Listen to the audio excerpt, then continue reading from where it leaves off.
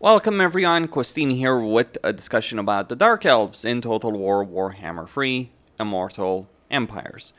And in this video I want to talk about why they are so hated by quite a significant portion of the community. Like, if you were to go on Reddit or Steam or the official forums, you would find many people that don't like the Dark Elves. If you asked, hey, are the Dark Elves worth playing? A lot of people would say no.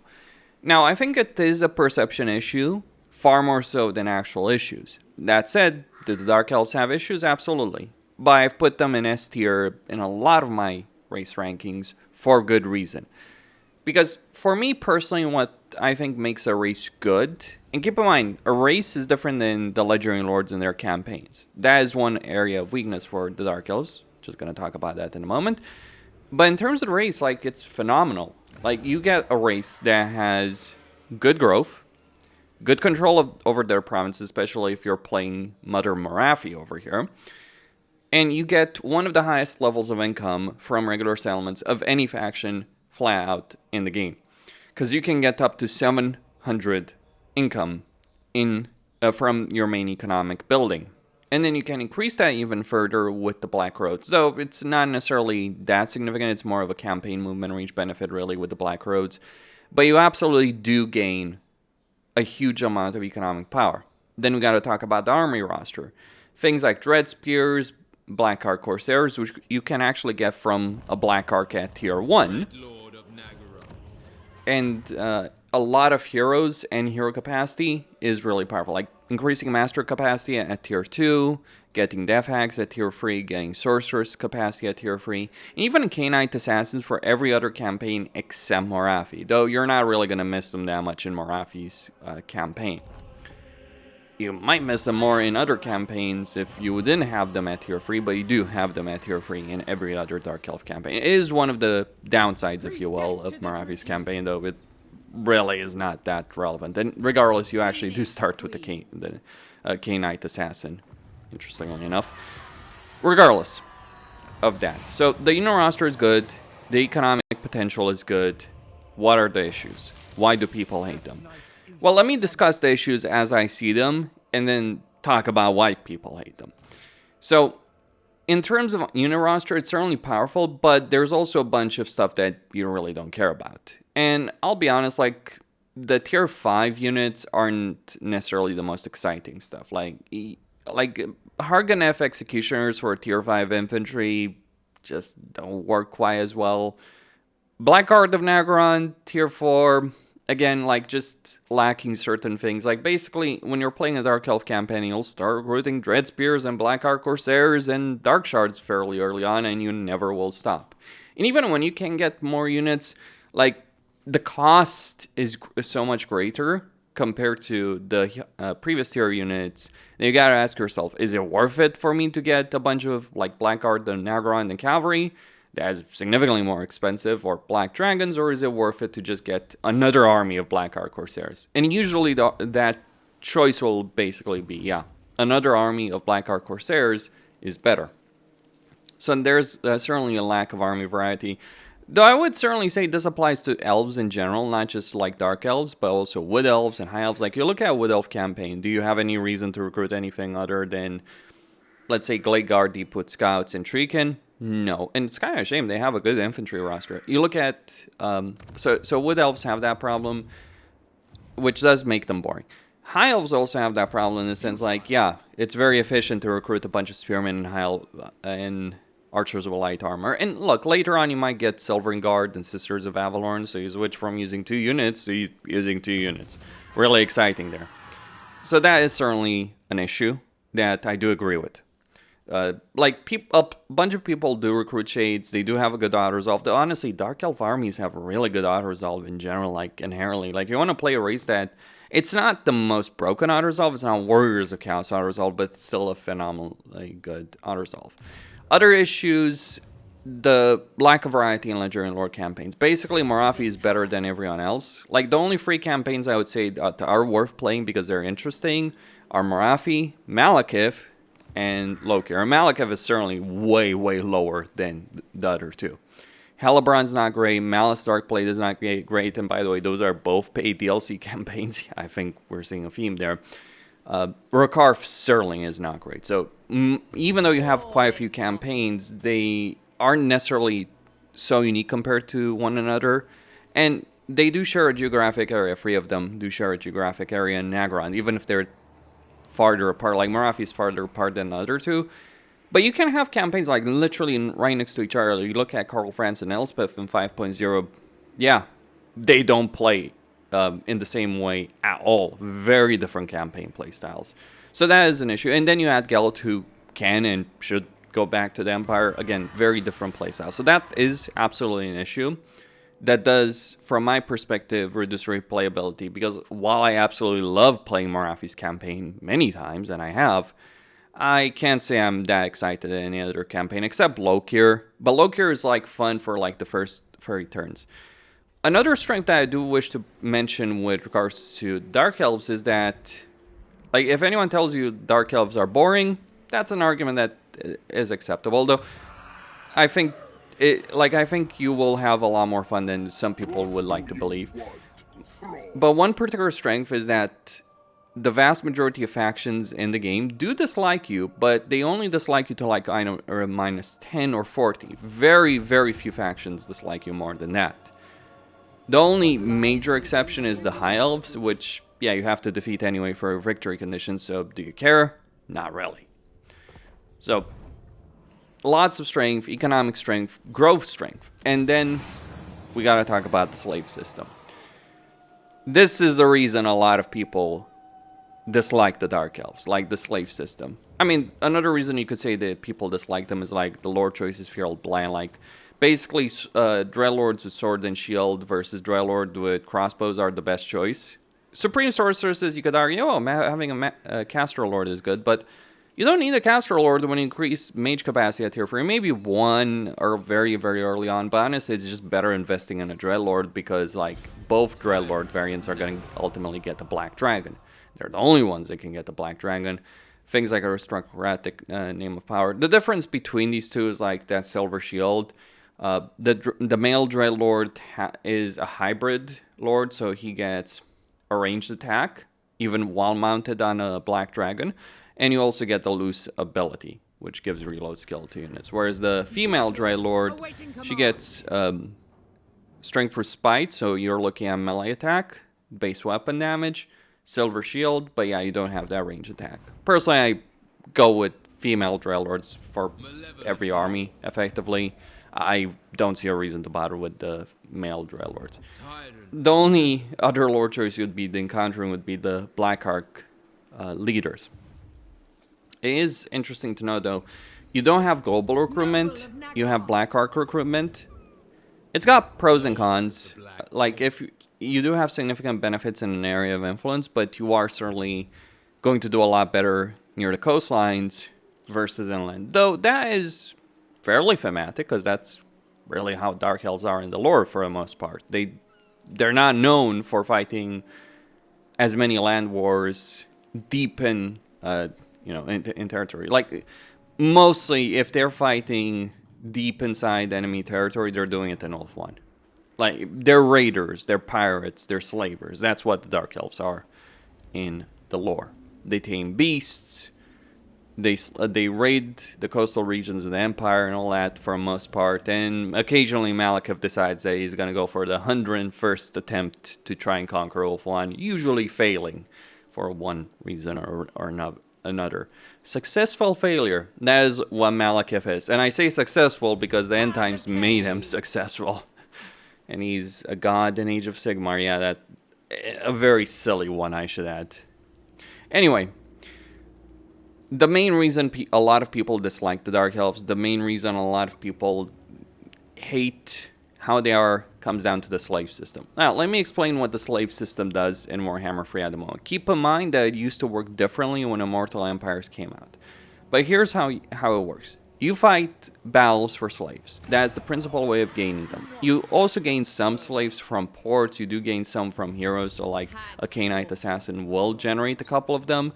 Like if we look at the sources here, You can see that I'm gaining 30 from characters, 60 from buildings, because I do have several ports. But yeah, the main way you gain slaves in a campaign, and the main way you spend them, is for buildings. So right here, I'm losing 85 for economic buildings, and I am gaining 90 right here between the characters, the ports that I do have. I'm actually gaining more because obviously I was raiding, so like you do get slaves for raiding. This was pretty useless when Warhammer 3 came out. It's still pretty useless to raid for the most part, though. The raiding stance does benefit you in some ways, because like you don't have an camp stance, you have raiding stance for immunity to attrition. So if you're in the castaways, yeah, you want to raid basically. Though it will make you tired, so yeah, that is unfortunate. Well, not quite tired. They will just reduce your vigor in battle. But you mostly gain slaves by fighting battles. Ignore the auto resolve here. I know it's ridiculous, but just you gain slaves through every battle, be a land battle or settlement battles, and then you have a post-battle option for land battles or naval battles in this case. Is one that also gives replenishment. So pretty good stuff. And you're getting a lot of them. Like, that is not a large army, and I just gained a ton of slaves over there. And you actually may get better results if you fight battles manually. Could be useful to have some cavalry, but you don't need it. Like, you will gain a lot of slaves through battles. Or when you take over a settlement, like, you will gain some slaves by default when you do so. But if you either sack or loot and occupy a settlement, you get a replenishment, and you do get some slaves. So that is a lot that you can gain per turn. Now, one of the complaints that existed on launch of Warhammer 3 is that, the ports themselves would consume slaves. They changed that, they improved that. I think like it was one of those cases where people complained too much, and then I do think like CA has trivialized it, because like, you're not going to run out of slaves in a regular Dark Elf campaign. It might be annoying for some people that want to play in a passive way, but Dark Elves aren't. Like Warhammer 3 in general, or Total War in general, based on Creative Assembly themselves have stated, based on how they designed the game, it's not a game to be played in a passive way. It's not a game about playing tall, it's a game about playing wide. Yes. You may not like that, but that is the current design. Maybe, like, I'm not against, like, adding that capability of playing tall, but it's certainly not where Total War is right now. And that's what Creative Assembly has stated on their QA for Thrones of Decay. They were asked about this, or something similar, but that's what they said about aggression specifically. What do you do with slaves beyond having a requirement for the main economic building? Well, you do quite a few things. One, you use them for rights, and I admit, like, when you look at the rights, they're powerful, but I understand why people find them, the Dark Elves, dull if you're looking at this. Because, like, waiting 25 turns for a Black Ark, 40 turns for Kane, 15 for a Carti, 20 for a Farti, when a campaign is going to be over much, much earlier than that. Like, in general, like, for any race in Warhammer 3, the meat of the campaign is much earlier than that, but for the Dark Elves especially. You do have a lot of diplomatic power, and region trading is a hell of a drug. It used to be that Dark Elves were pretty miserable to play in some ways, or Morathi, rather, was miserable to play because, like, yeah, Masamudi hated you, but now it's like, Masamudi is your best friend. Ever since Immortal Empires came out. Region trading is a hell of a drug, suffice to say, and changes dynamic. Like, it's kind of hilarious to think about that the Dark Elves are better at diplomacy than the High Elves are, because they are. Because, like, High Elves are hated by more races, far more races. And you can say influence system, but influence won't make up for, like, having good aversion with races. But regardless, with the slaves, you use them either for the rights, or you use them for dictats. Now, people will say, oh, it's just a shittier version of the Cast Dwarfs. Well, the Cast Dwarf system is not, the Dark Elf system is not based on the Cast Dwarf stuff, nor vice versa. They're both based on Slaanesh.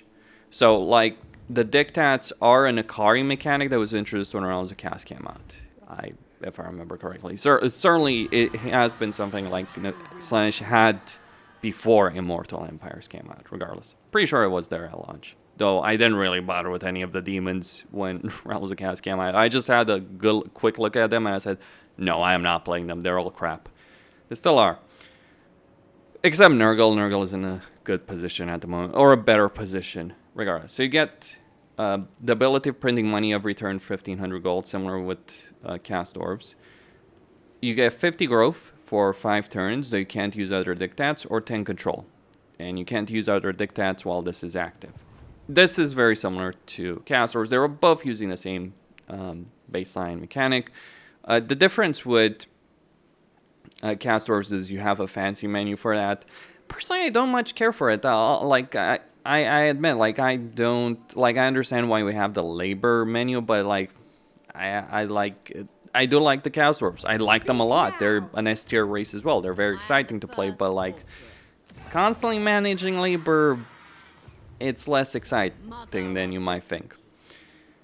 Now, slaves for Dark Elves as opposed to laborers are faction-wide. So for Cast Dwarves, you have to move them around. This is why I dislike it, because it's like constantly moving stuff around to get the instant construction or to get them for labor actions. That's what you're doing in a Cast Dwarf campaign.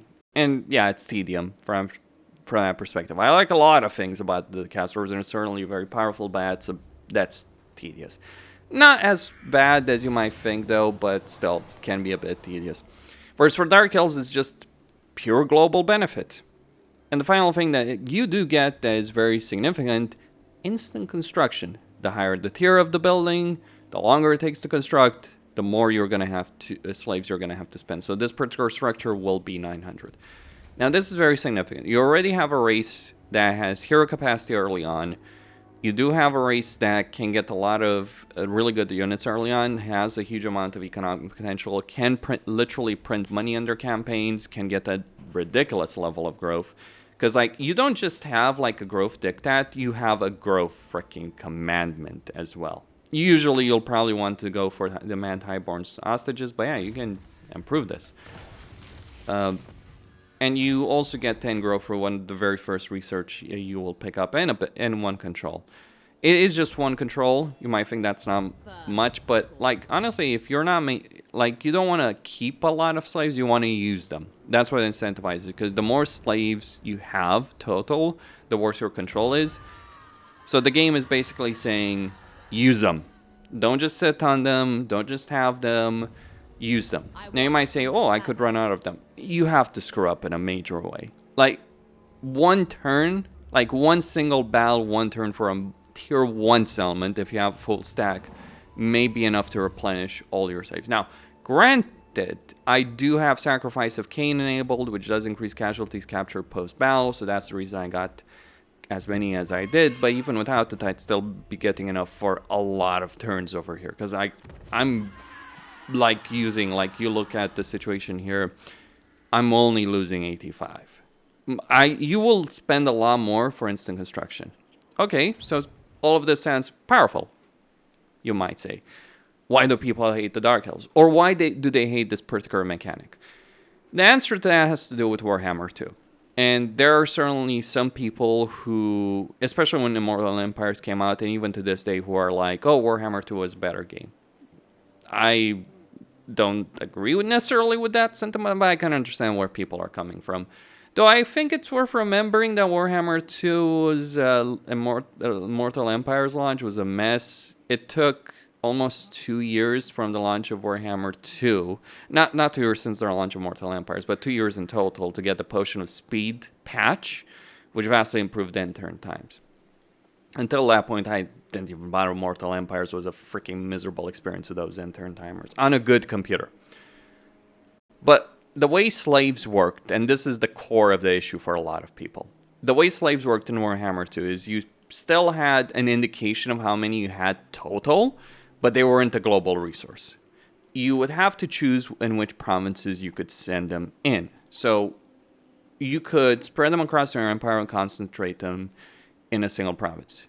Creative Assembly changed that. Why did they change that? Well, because what people discovered is between your heroes, your massive hero capacity, which you did have as Dark Elves even in Warhammer 2, between your heroes' hero capacity, you could put like tens of thousands of slaves, or certainly like something 20,000, 10,000, 20,000 slaves in a single province, and you get income, and the more slaves you have, the more income you generate, right? But then you could also get a lot of heroes that increase the income of those slaves, and suddenly you were looking at campaigns that were generating tens of thousands of gold from a singular province, or something along those lines, right? You still generate a lot of money. Like, I look over here at Titan Peaks, I'm at almost 3,000. It's the only province I do have right now, but like, yeah, the economic potential is through the roof. Like, it's a pretty simple math. Get enough settlements to tier 3, right? You're looking at 700 for each of them. Then you add provincial capitals, you're looking at 4 or 5k, even higher. Depends on the province, depends on the number of settlements in that province. But you're looking at generating a lot of money. But people did like that micromanagement. Personally, I don't understand why CA nerfed it, because, and this applies to High Elves as well, because High Elves wouldn't use slaves, they would produce trade resources and increase the income from that. So, like, for High Elves, like, if you're playing a High Elf campaign, one of the best things would be to park like 20, 40 heroes in Lothern and make bank every turn. For Dark Elves, it was like Nagrand or something similar, right? Like, but Malekith was probably the more popular campaign, or the most popular Dark Elf campaign in Warhammer 2. Not so much in Warhammer 3, but just park a lot of your heroes next to Nagrand and make bank from that. That's what CA took away. I think it was very cheesy, and it's worth saying that Dark Elves are significantly stronger in the early game. Like, plus 60 turns, sure, you can argue that you're not making quite as much money, though. Let me tell you this, you play a campaign properly as Dark Elves for 60 turns, you will be making more money than the vast majority of factions in the game. Maybe more than most factions combined, because you're a hyper-aggressive race that has a lot of instant construction, lots of hero capacity, has a lot of flexibility and upkeep benefits through Black Arcs, that's minus 50%. And Black Arcs, unlike Ogre Camps, can attack settlements. So you end up having a significant financial advantage versus your enemies. You can conquer a lot of territory very quickly. Like, I've played Morafi's campaign, for instance, multiple times, and let me just tell you, you can, like, by turn 60, you can control all of Nagrand, all of freaking Wolf 1, and start marching on the middle of the Empire. Though you then kind of end up in a situation where you're literally run out of suitable territory. Though you do have Cast Wasteland as suitable climate, so, you know, you can go for that. But that does slow down just the way Cast Wastelands work from that perspective. But yeah, I understand the reasoning. So, the pros of the Dark Elves, let me just finish with this, and from the most objective standpoint. The pros of the Dark Elves: very aggressive race, earns a lot of money for looting and sacking settlements, gets a good amount of replenishment, gets a lot of good hero capacity, gets good early game units, huge sum of money, instant construction, growth, and even control. The downsides is that rights are boring, even though they're very powerful. Rights are certainly boring, I agree with that. And you're a race that excels at early game aggression, but the rights are built for long term. Not quite great. A long campaign, you literally run out of territory to conquer on the campaign map that isn't unpleasant climate, which is never fun to deal with. Like, I would probably recommend the climate mod. People do view the slave system as either worse or more boring than the Warhammer 2 system. That's not a perspective I necessarily agree with, but it is how a lot of people do view it. Lack of legendary lord campaign variety, absolutely. Lack of lord variety, because, like, yeah, dreadlords are just best. So there are downsides, but those downsides are not necessarily a question of strength. Dark Elves are very strong. It's more so like a lack of variety, if you will, in a campaign, which may affect replayability. Though, personally, considering the insane shit, from my personal perspective, considering the insane level of stuff that Dark Elves can do, I do think you have a lot more replayability than in races that might have more legendary lord variety. Like, I vastly prefer playing Dark Elves over the High Elves. Because, well, yes, High Elves do have variety between Tyrion, Alariel, Elfarian, Emmerich, and Alifanar. Like, just the baseline of a race counts more for me, personally. But I can understand the argument people are making about Legendary Lords, because, like, basically Marafi's much better than anyone else.